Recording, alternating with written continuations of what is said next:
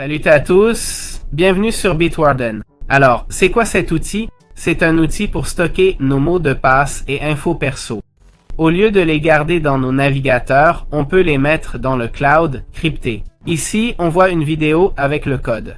Là, il se connecte à GitHub. Comme le mot de passe est dans Bitwarden, il le remplit direct. Comme vous voyez, il y a un essai gratuit. Bref, ça sert à mieux sécuriser nos mots de passe et les stocker safe dans le cloud. Donc, on clique sur Commencer gratuitement et on va sur notre compte. Faut un mot de passe d'au moins 12 caractères. Important, faut pas l'oublier, il n'y a aucun moyen de le récupérer. Voilà, c'est comme ça qu'on peut commencer. Alors, comment utiliser Bitwarden? Une fois connecté, on peut créer des éléments, des identifiants web, carte, ID, notes privées ou clés SSH.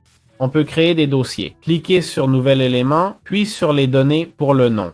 Disons YouTube. Ici, on met le nom d'utilisateur, test, le mot de passe. Vous l'inventez? Non. Mettez le vôtre et toutes ces infos. J'invente pour des raisons évidentes. Et ici, on met l'URL youtube.com. On peut ajouter d'autres sites si on a les mêmes identifiants ailleurs. On clique sur Enregistrer. Il demande si on veut sauvegarder. Évidemment, on dit non. Pas logique de l'avoir dans Brave et ici aussi. C'est un double risque. Ici, si on clique sur les 3 points, on peut éditer, copier, etc. On peut aussi créer de nouvelles organisations. Si on veut partager des données, on peut utiliser l'extension. Avec l'extension, certains sites remplissent auto les infos de connexion. On peut utiliser envoyer pour des textes ou fichiers. C'est pour envoyer au compte Bitwarden, pas externe. On a des outils comme un générateur de mots de passe. Voici comment on génère des mots de passe. On définit la longueur ici. Si je mets 70, il le fait.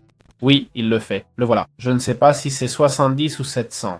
Suivant, 128. Je peux choisir les caractères, majuscules, etc. Je peux définir un minimum de chiffres ou de caractères spéciaux. Je peux créer des phrases de passe, des phrases, ou choisir le nombre de mots ou l'identifiant. Je peux aussi importer et exporter des informations. C'est simple, on peut importer si on a des mots de passe dans un fichier TXT par exemple. On indique le type de fichier. Voilà, il y a l'option TXT. Je viens de cliquer dessus. C'est pour transférer les données si on les a ailleurs, comme dans Chrome par exemple, si on les y stocke, ou si on utilise une autre gestionnaire comme Bitwarden ou OnePassword. Enfin, il y a la section Rapports pour les données, c'est-à-dire les statistiques. Il y a aussi les paramètres pour changer l'email, etc. On peut y supprimer le compte et plus encore. Voilà comment fonctionne Bitwarden. Bon, on va enfin voir les plans tarifaires de Bitwarden, d'accord? Les voici, ok? Voilà les tarifs de Bitwarden. On voit que gratuit à vie, appareil illimité, gestion des clés d'accès, mais le plus intéressant, c'est l'offre premium, non? À partir d'$1 par mois ou $10 par an, accès d'urgence, rapport de sécurité, stockage de fichiers et authentificateur intégré. Pour les familles, c'est 3,33$ par mois. Pas cher, mais faut pas exagérer non plus, hein? Au final, ça stocke juste les mots de passe. $1 par mois, c'est $1 par mois, quoi? Je pense que en échange d'une sécurité totale,